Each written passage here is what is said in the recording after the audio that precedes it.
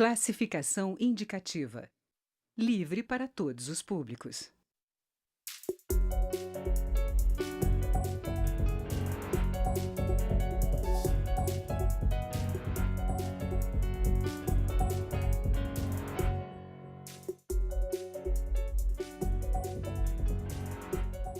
Olá! Quando se trata de arrecadação de impostos e investimentos públicos, União, estados e municípios têm dificuldade em se entender. Os prefeitos defendem mais equilíbrio na divisão de recursos para dar autonomia aos governos locais, mas a União ainda concentra boa parte da arrecadação de impostos. Por outro lado, pequenos municípios têm dificuldade em implementar projetos que exigem especialização técnica, que atrapalha ainda mais a relação entre os governos locais e a União.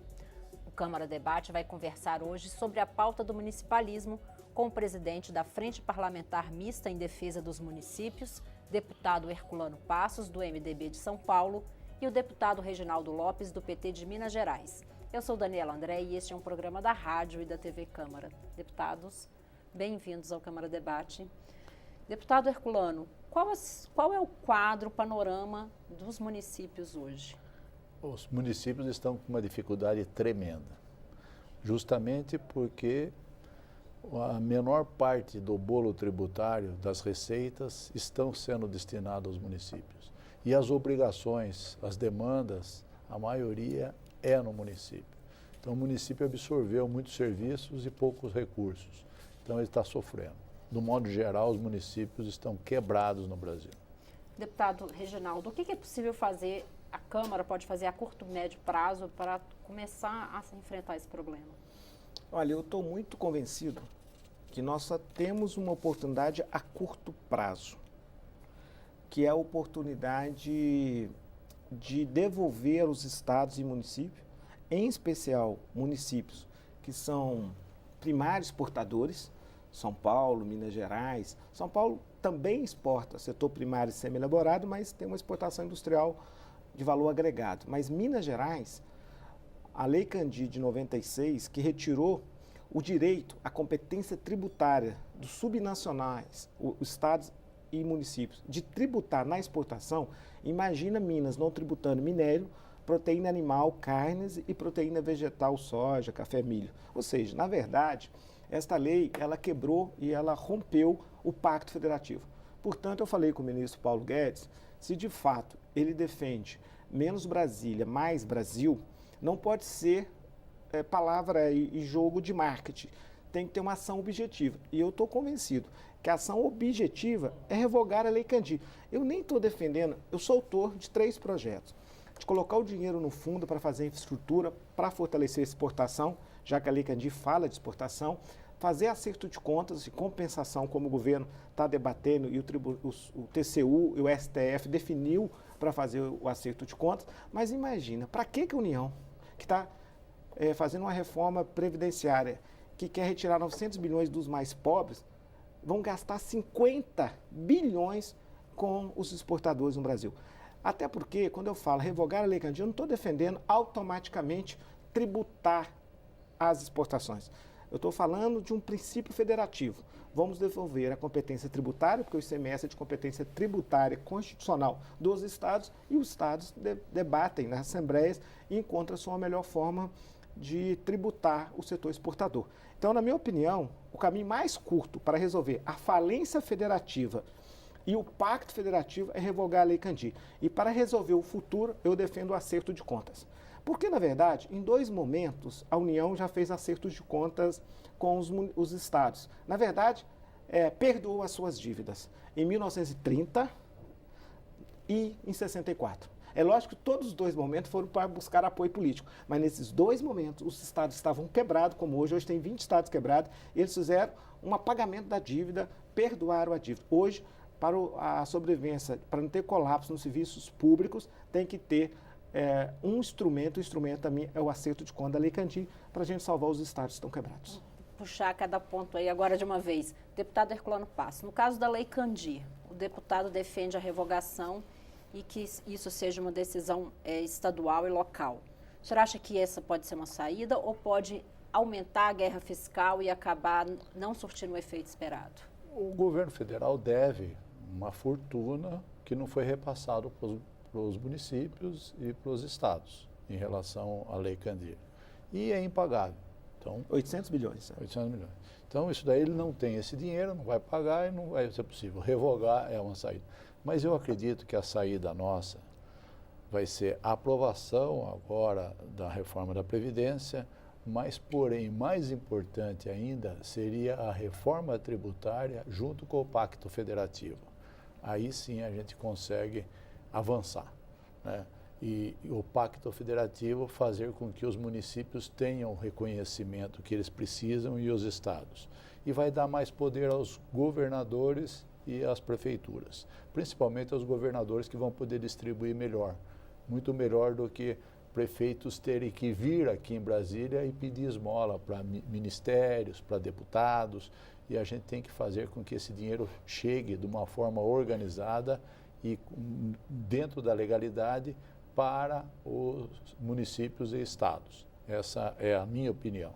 E também coincide com o governo, até porque o Paulo Guedes é favorável à reforma tributária e o Pacto Federativo, a revisão do Pacto Federativo. E agora, durante a marcha dos municípios, nós avançamos em algumas matérias, tanto no Senado como na Câmara. Um pouco, eu esperava até mais. Mas tem uma pauta importante, que são medidas agora emergenciais, antes da aprovação da reforma tributária, que poderá minimizar os problemas emergenciais dos municípios. Como, por exemplo, o repasse de 1% do FPM a mais, isso é importante, que seria gradativo. 0,25% ano que vem, 0,25%, 0,5% e depois... Essa é a proposta que está sendo estudada e que o governo tem condição de bancar, esse aumento de repasse do FPM.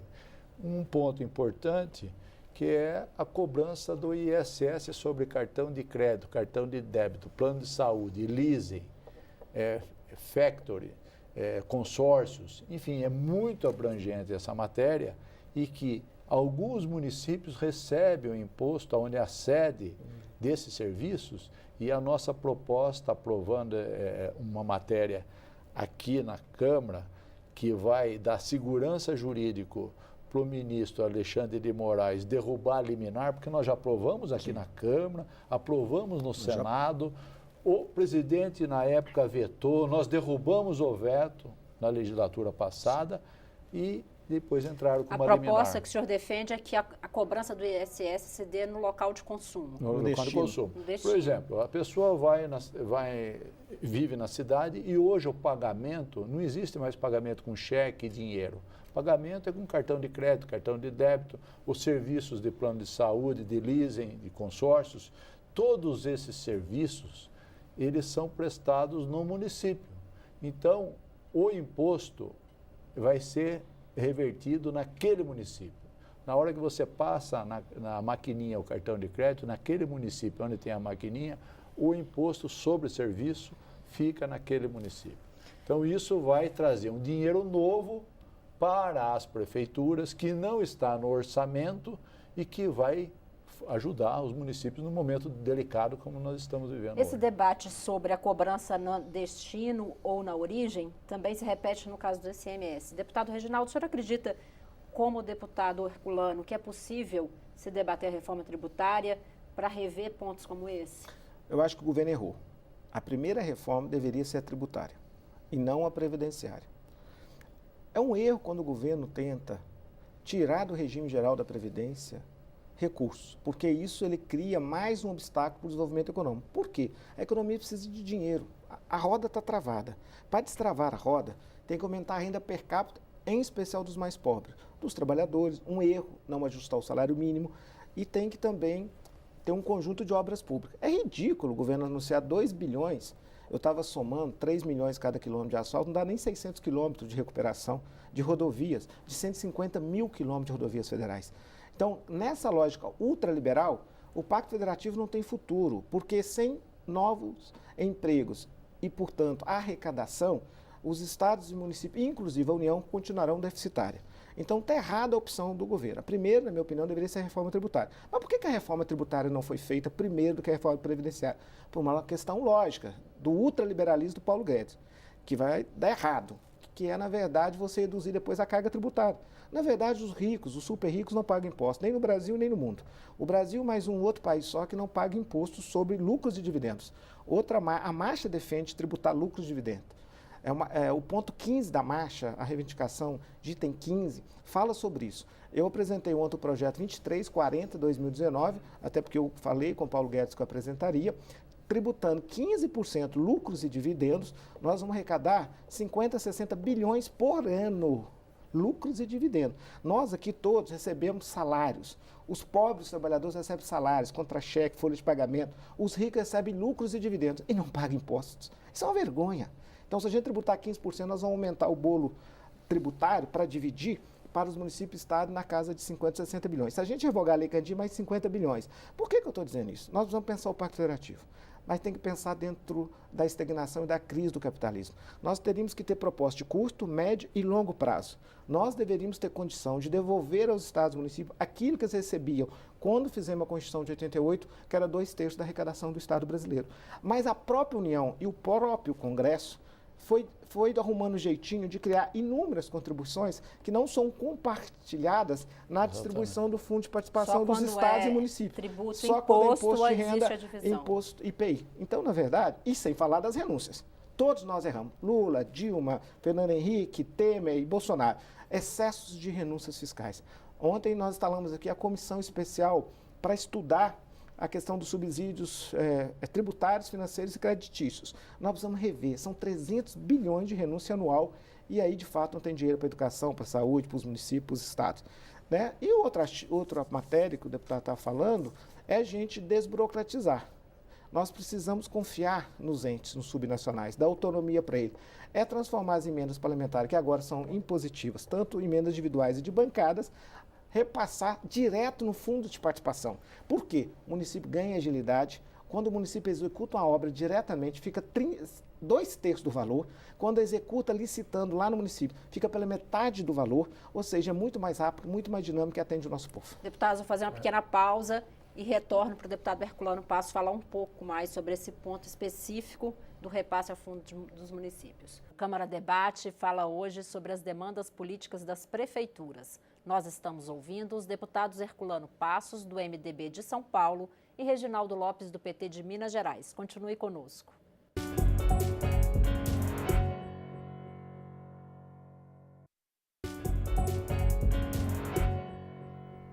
Câmara Debate está de volta. O tema de hoje é municipalismo. Os convidados são os deputados Herculano Passos, do MDB de São Paulo, e Reginaldo Lopes, do PT de Minas Gerais. Deputado Herculano, no bloco anterior, o deputado Reginaldo começava a falar sobre uma proposta que destina recursos das emendas parlamentares diretamente ao Fundo de Participação dos Municípios. Como é esse mecanismo? O deputado Reginaldo falou muito bem, porque foi aprovado na semana passada, lá no Senado, e o relator foi Irajá Abreu, que diz respeito a essa PEC a questão das emendas de bancada e as emendas impositivas individuais dos deputados. Com essa nova legislação, o recurso pode ser fundo a fundo repassado da emenda para o FPM e vai direto para os municípios. Então, isso daí vai desburocratizar, vai agilizar o recurso para chegar nos municípios e vai diminuir a despesa, porque a Caixa Econômica, que cobra em média 11% para fazer a gestão, não vai precisar ser feito. Vai ter o acompanhamento, a fiscalização, mas não essa despesa. Então, vai diminuir despesa, vai agilizar tempo e, com certeza, isso vai beneficiar todos os municípios brasileiros. E também o deputado vai ficar mais contente, porque ele vai ver a coisa acontecer mais rápido, né? Então, isso é muito bom para nós, como parlamentares. E agora, essa proposta vem para a Câmara e nós estamos pedindo agilidade para o presidente da Câmara para pautar o mais rápido possível e a gente está trabalhando para ter urgência nesse projeto para que a gente aprove o mais rápido, porque a gente sabe que essas emendas é importantíssimo para os estados e os municípios. O senhor acredita que tanto essa emenda como a emenda do orçamento impositivo podem ter sua tramitação finalizada ainda esse ano? O que vai depender. Foi contingenciado agora 21% das emendas, né? Mas a gente está trabalhando, eu acredito que sim, porque está sendo ágil. O governo, não estou vendo dificuldade. Foi contingenciado, mas pode ser liberado. Se o orçamento for realizado, com certeza vai ser liberado esse recurso. Mas a gente está trabalhando para que isso viabilize o mais rápido possível. E também, isso foi uma pauta do municipalismo. 2 projetos importantes nós aprovamos na Câmara semana passada, que é a lei dos consórcios. Ou seja, hoje o consórcio público é importantíssimo para os municípios para eles se unirem por uma proposta, né? Consórcio de aterros sanitários, consórcio de saúde, tem várias modalidades de consórcios. E hoje, pela legislação atual, que era anterior à nossa aprovação da lei, os municípios que fazem parte do consórcio, se um deles estiver no CALC, estiver inadimplente, o consórcio não pode receber recurso do governo federal e governo estadual. E da forma que nós aprovamos a lei, a administração, a prestação de contas do Tribunal de Contas nos estados vai ser pelo consórcio. Se o consórcio estiver em ordem com as contas e for aprovada, ele pode receber recursos, independente de um dos municípios, ou 2 ou mais, estejam no CALC. Hoje a grande maioria dos municípios estão no CALC. E uma outra matéria em relação aos consórcios públicos foi também a forma de contratação do pessoal que vai trabalhar no consórcio. Porque pela legislação anterior tinha que ser no regime estatutário e pela nossa aprovação pode ser contratado pelo regime seletista. Por quê? Porque muitas vezes o prefeito que é presidente do consórcio precisa se dissolver aquele consórcio. E aí não tem amparo legal para ele demitir a pessoa. Então, vai dar mais tranquilidade e muitas vezes o prefeito reprova uma conta de consórcio porque ele não observa a lei e depois ele não pode nem ser candidato a disputar um cargo político, né? Então, foi um avanço, né, essas 3 matérias. Mas tem muita coisa para que a gente possa discutir, debater e votar na Câmara e no Senado. Deputado Reginaldo Lopes, o senhor no bloco anterior falou um pouco sobre acerto de contas. Queria que o senhor explicasse para quem está acompanhando a gente o que seria esse acerto de contas e qual a expectativa que isso volte a ocorrer. Já que nós estamos vivendo o ultraliberalismo do Paulo Guedes, vou citar um economista liberal, Roberto Campos. Diz que o Brasil é campeão de perder oportunidades, né? O que eu quero dizer sobre a Lei Candir?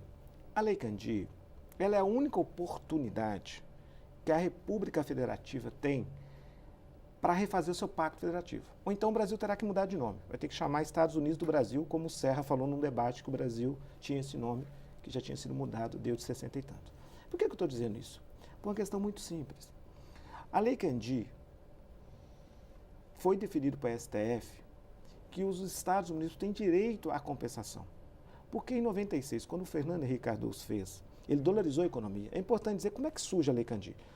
Ele confundiu estabilidade da moeda com estabilidade econômica. E R$1 valia $1. E aí o Brasil começou a comprar tudo lá fora e não conseguia se vender, porque ficou caro, né, nossos produtos. Então, desde o Fernando Henrique Cardoso revogar, mudar a política cambial, fazer o que ele corretamente fez depois da sua reeleição, ele fez o câmbio flutuante, que é correto. O mercado decide o valor do dólar. Ele, então, resolveu criar um incentivo para a exportação. Só que tem que ele tirou o imposto do outro ente federado. Então, ele faz uma invasão de competência e tira o ICMS dos estados e municípios. É lógico que era inconstitucional, então ele propôs a compensação. Como diz o deputado Herculano muito bem, só tem que ele não pagou a conta. No primeiro ano, ele pagou 3,9 bilhões. Agora, 20 anos depois, ele está pagando 1,9 bilhões. Só que tem essa conta, por baixo, é 40 bilhões. A comissão mista, Câmara e Senado, chegou ao cálculo e afirmou que é 39 bilhões por ano. Então, tem um acúmulo de 800 bilhões de reais que a União deve aos estados e municípios. Como 25% pertence aos municípios, então nós temos aí 600 bilhões aproximadamente dos estados e 200 bilhões dos municípios. Eu fiz um PL, um fundo apresentei uma proposta de um fundo nacional federativo. O que seria isso? Para fazer a equalização entre municípios que têm crédito e municípios que, mesmo recebendo o crédito da União, ficarão devedores perante a União. E aqueles municípios que vão receber o crédito passarão a ser credores. Então, como o governo tem que acertar para frente, já que ele não quer revogar, porque para mim revoga, mas vamos supor que ele quer compensar tanto o futuro quanto o passado. Esse fundo poderia equalizar, administrado inclusive pelo BNDES, pelo Ministério de Exportação, de Comércio Internacional. Para quê? Para ele fazendo crédito e débito. Na contabilidade chama partilha dobrada. Você faz crédito e débito, crédito e débito, crédito e débito. Na verdade, como o governo está propondo a renegociação das dívidas do Estado num prazo de 20 anos, nós estamos propondo nesse fundo um prazo de 30 anos. Para quê? Para não ter impacto na contabilidade nacional.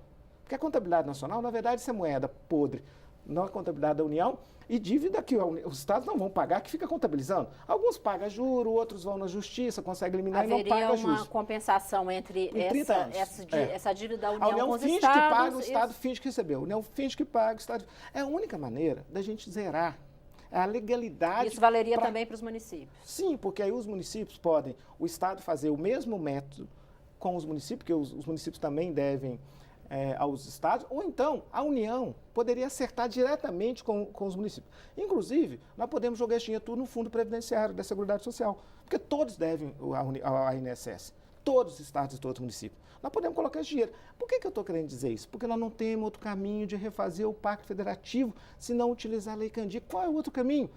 Porque o Paulo Guedes disse, eu vou passar 60% da arrecadação para os estados e municípios e vou ficar com 40%. Impossível. Hoje não tem nem 2, 3% de orçamento livre. Então, vender lote na lua. Nós temos que ter proposta a partir da realidade. Então, a realidade...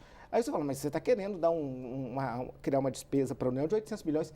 Ela, na verdade, é só discricionário que eu estou propondo. Então, eu acho que é um caminho. Assim, acredito nesse caminho. O senhor acredita que seja viável, deputado, esse acerto de contas? Eu acho que é viável, é importante, necessário e concordo.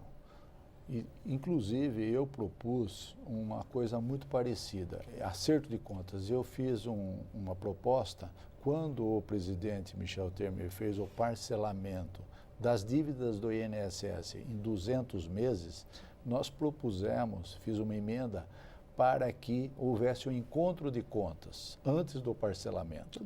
Por quê? Os municípios devem para a União, porque muitos não pagaram as dívidas, tem dívida com o INSS. Porém, muitas vezes o município pagou a maior para a União, também por erros contábeis. Então, a nossa proposta, inclusive, foi aprovado na Câmara, foi vetado pelo presidente e nós derrubamos o veto na época. Era fazer o encontro de contas. E aí o saldo devedor seria pago pelo ente federado devedor, ou o município ou o governo federal. Normalmente é o município, só que ele vai pagar a menor. E pagando a menor, como foi parcelado em 200 meses, e ele tem que pagar para sair do calque, né, para poder adquirir emendas de bancada, emendas individuais, para ter os programas de governo, dos ministérios. Então, nós fizemos essa proposta e foi aprovado, que é muito parecida, relativamente menor, mas que ajuda os municípios. E também é encontro de contas, porque é justo. Se eu devo para você e você deve para mim, vamos ver quem deve mais e paga o saldo devedor, que é uma justiça. Né? Para o cidadão parece bem simples. Inclusive, eu estou dizendo para a União que o crédito futuro, se o Estado e o município for devedor, ele não paga. Então, não estou sendo irresponsável do ponto de vista fiscal. Até porque eu sou formado em economia, não estou aqui vendendo lote na lua. Eu acho que nós temos que encontrar uma maneira, dentro da razoabilidade, para a gente sair desta crise que nós estamos. Né? Porque se os estados quebrarem, acerta os municípios, porque começa a reter repassos constitucionais, e aí lá na ponta quem executa o serviço da saúde e da educação são quem? Os municípios. Deputados, nosso tempo chegou ao fim e o tema está longe de terminar. Então, já deixo aqui um convite para os senhores retornarem e gostaria, em um outro momento, conversar com os senhores sobre o impacto da reforma da Previdência para os municípios, mais especificamente. Câmara Debate termina aqui. Eu conversei sobre Pacto Federativo e demandas políticas das prefeituras com os deputados Herculano Passos, do MDB de São Paulo, e Reginaldo Lopes, do PT de Minas Gerais. Você pode rever esta e outras edições em nossa página na internet ou no YouTube. Eu sou Daniela André e este é um programa da Rádio e da TV Câmara. Obrigada pela audiência e até mais.